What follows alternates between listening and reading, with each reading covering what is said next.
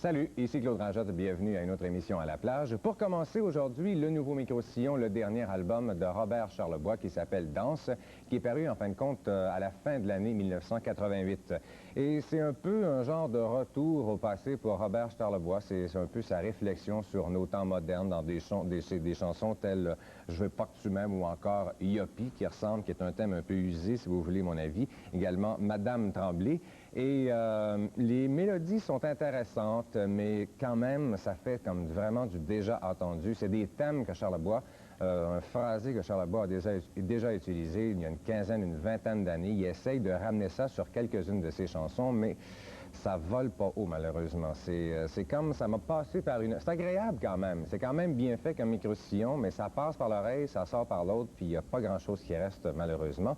C'est pas parce qu'il n'y a pas de bons musiciens non plus. C'est Aldo Nova qui a réalisé avec Daniel Barbe. Et là, à ce niveau-là, c'est correct, mais c'est très sobre. Je sais pas, la stéréophonie, s'ils connaissent ça comme il faut, mais ça se passe plus que juste en plein milieu de même. Il faut qu'il y ait des bruits, des effets spéciaux qui se passent à un certain moment donné. C'est bien réalisé quand même, mais je pense pas que Robert Charlebois se remette sur la carte vraiment avec son album Danse. Et ça me fait de la peine de dire ça, parce que moi, j'ai toujours respecté Robert Charlebois, mais je pense que je vais passer à côté de ce micro-sillon-là. Voici ce que ça donne un peu. Il y a une chanson aussi là, qui s'appelle Piano Bar, là, qui fait comme... Ça fait 150 fois qu'il en fait une, je pense, sur les piano bars. J'ai marqué ici, ça fait. Donc, on verra. Voici un petit extrait de l'album, quand même, qui m'a déçu. C'est dommage. Voici un petit bout de Youpi! On est dans le fric, on est gratuit, on est dans la fin, on est du bain, pourvu que ça dure dans sacrament.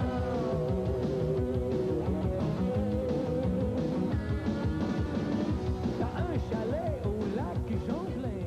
Maintenant, le groupe le plus original que la France nous a donné, je pense, enfin, que la France a réussi à exporter, c'est le groupe Les Rita Mitsuko. L'album s'appelle Marc et Robert. Et c'est pas facile, vraiment, comme micro-sillon. C'est comme un manège à la ronde, à peu près. Vous savez jamais vraiment qu'est-ce qui va se passer après telle courbe ou après telle côte. Et musicalement, c'est très neuf, c'est très spécial, c'est assez unique. C'est les Rita Mitsuko, c'est leur style, c'est leur démence, si vous voulez, qui s'intensifie avec les années. Ça, c'est aidé pas mal aussi par les folies vocales de Catherine Ringer, qui est absolument extraordinaire dans la chanson Mondolino City.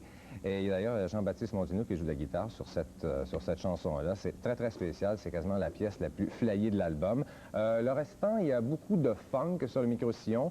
Moi, je vous avoue que leur micro-sillon No Comprendo, j'avais aimé, mais avec des réticences. Ça, j'aime vraiment beaucoup, beaucoup plus. Il y a des invités de marque, d'ailleurs, sur l'album. Il y a Russell Meal qui fait des voix sur Hip Kit. Et Russell Meal, avec son frère Ron, faisait partie du groupe Sparks, font toujours partie du groupe Sparks. Le groupe existe toujours. D'ailleurs, ils ont signé une chanson sur l'album qui s'appelle Singing in the Shower. Il y a aussi comme autre invité Jesse Johnson.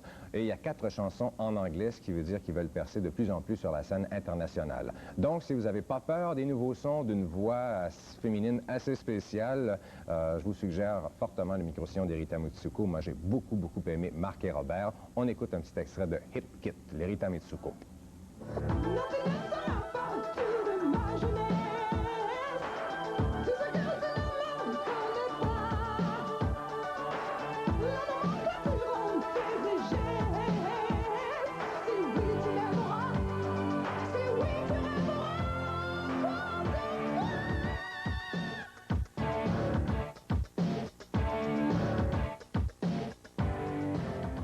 Un micro-sillon qui se vend déjà très, très bien, c'est celui de R.E.M., leur album Green, surtout dans le milieu underground. Et je pense qu'on va arrêter de les associer au milieu underground. Ils vont devenir de plus en plus populaires. C'est quasiment leur premier album commercial, si je peux dire, qui s'appelle Green. Et la pochette est jaune, je pense. Et ils sont fidèles à leur style. Ils sont quand même, en anglais, on dit qu'ils ont des sell-out. Ils sont vendus vraiment pour devenir commercial, mais ce n'est pas du tout le cas. C'est une approche plus positive, autant au niveau musical que des paroles dans les chansons Pop Song 89, par exemple, ou encore Get Up. Et ils sont fidèles à leur style, mais il y a quand même, ils ont vraiment perdu ce son de ce qu'on appelle encore en anglais le terme jangling guitar, qui ressemble un peu aux Byrds, si vous vous souvenez des Byrds au milieu des années 60, ça ressemblait un peu à ça. Leur influence du milieu des années 60 est encore présente, par contre. On retrouve des sons de mandoline qui est pas sans rappeler un peu le genre de mandoline de Jimmy Page, de Led Zeppelin, dans la chanson de World Child. Et les faces ont des thèmes. La face 1 s'appelle Air et la face 2 s'appelle Metal. C'est pas du métal, mais il y a quand même les chansons les plus heavy que nous a donné R.E.M. J'aime beaucoup Turn You Inside Out. Et il y a toujours un petit côté psychédélique planant. Moi, j'ai adoré le micro-sillon de R.E.M. C'est un très, très bon achat. Même si vous avez jamais aimé R.E.M., ce qui était un peu mon cas auparavant, je vous conseille Green. Très, très bon micro-sillon. On regarde un petit extrait de Orange Crush. Maintenant, les palmarès de la semaine. Au Québec, selon le Radioactivité, au numéro 5, Paul Piché sur le chemin des incendies. En quatrième, Jerry Boulet, Rendez-vous doux. En troisième, René Nathalie Simard. Deuxième, El Mundo de Mitsu. Et toujours au numéro 1, Ne m'en veux pas de Ginette Renault. Au Canada, selon The Record, en cinquième, Bon Jovi, New Jersey. Quatrième, la bande originale du film Cocktail. En troisième, Hysteria de Def Leppard. En deuxième, Volume 1 de Traveling Wilburys. Et au numéro 1, Rattle and Hum de U2. Et selon le Billboard, au numéro 5, Hysteria de Def Leppard. En quatrième, New Jersey de Bon Jovi. Troisième, Poison, Open Up and Say Ah. Deuxième, Guns N' Roses, Appetite for Destruction. Et au numéro 1, Don't Be Cruel de Bobby Brown. Ça fait un bon bout de temps que je parle du Acid House. Ça fait assez longtemps qu'ils s'en jouent dans les discothèques et ça devient populaire de plus en plus. Donc, vous devez savoir un peu qu'est-ce que c'est le Acid House. Il y en a qui disent que c'est le phénomène le plus important depuis le punk au milieu des années 70. Enfin, il ne faudrait peut-être pas charrier. C'est intéressant quand même comme phénomène, le Acid House. Mais je pense que dans 5 ans, on va dire, te souvenais-tu, on écoutait du Acid House. Mais pour l'instant, c'est le fun quand même et il y a des artistes qui en font. Et là, je vais vous parler de Acid D-Mob featuring Gary Heisman. Et ça s'appelle We Call It Acid. Et il y en a 5 mix différents. Je ne sais pas combien de fois qu'ils peuvent dire acide exactement dans la chanson. Et acide, c'est bien sûr, ça parle de l'acide. C'est la nouvelle drogue en Angleterre qui existe depuis quelques années quand même, qui s'appelle Ecstasy. Si vous aimez la chanson We Call It Acid, alors je vous propose le 12 pouces. Moi, je vous avoue que ça me tape sur les nerfs un peu à la longue. C'est le fun acide, là, mais après 500 fois, quand tu écoutes les deux côtés, tu vires fou à peu près. Et il y en a 5 mix. J'avoue que mon préféré se trouve sur la face B. Et c'est le... Un instant, je ne vais pas me tromper. Si je vais bien vous donner le bon titre. En fait, c'est la première chanson de Living Beat Remix. Ça, j'aime bien. Ça fait un peu plus acide. Ça fait un peu... En fait, compte, c'est pas du vrai acid house. C'est plus comme du rap qui a été adapté à la sauce Acid House pour devenir un peu plus populaire. Et il mentionne dans la chanson le mot ecstasy. Donc, j'avoue qu'il y en a des meilleurs, mais c'est quand même intéressant. On regarde un petit bout de We Call It Acid. You thought it was a drug. Now you know you're wrong. You hear it in future, Zoom and Spectrum. We call it acid.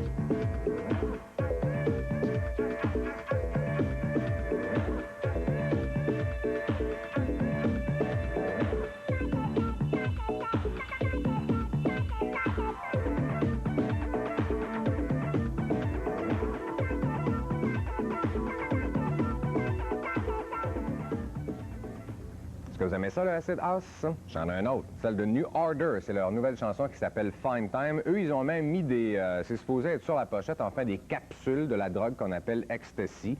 Et vous voyez à l'écran qu'est-ce que ça donne. C'est supposé être les capsules. Ça, en fin de compte, c'est pas vraiment du Acid House. C'est du New Order...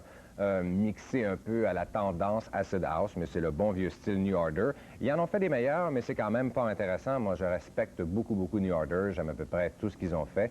J'aimais aussi leur carrière sous le nom Joy Division. Et sur le 12 pouces, il y a 4 versions. En fin de compte, il y a Fine Time, il y a Fine Time Silk Mix et il y a Fine Line.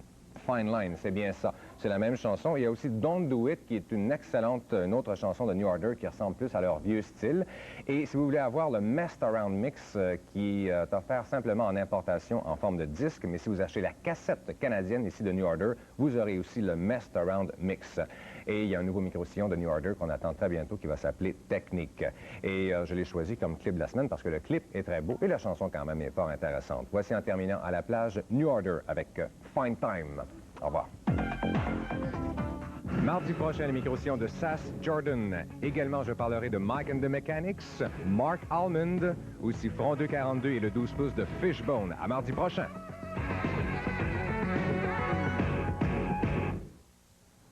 Hein, je fais ça vite, hein, le changement? Wow! Non, on l'avait enregistré d'avance à la plage à cause, bien sûr, de la frénésie, de la folie entourant le passage de Samantha Fox ici à Musique Plus. Et il y avait une tonne de monde. Une chance qu'ils nous ont mis des vitres blindées il y a quelques mois parce que je pense qu'il ferait comme très frais en studio présentement. Ça fessait tantôt. Bien sûr qu'à cause de tout le brouhaha, on n'a pas fait notre petit concours tout de suite après l'émission Fax, mais ça tient pour toute la semaine. On a 10 ensembles, 10 kits de 3 vidéocassettes à donner. Il s'agit des cassettes de vidéocassettes de Moonwalker de Michael Jackson, Faith de George Michael et aussi une cassette de Terence Trent D'Arby accompagnée d'un calendrier de Michael Jackson. Alors, si vous avez regardé l'émission Fax, si vous voulez participer au concours, il faut nous donner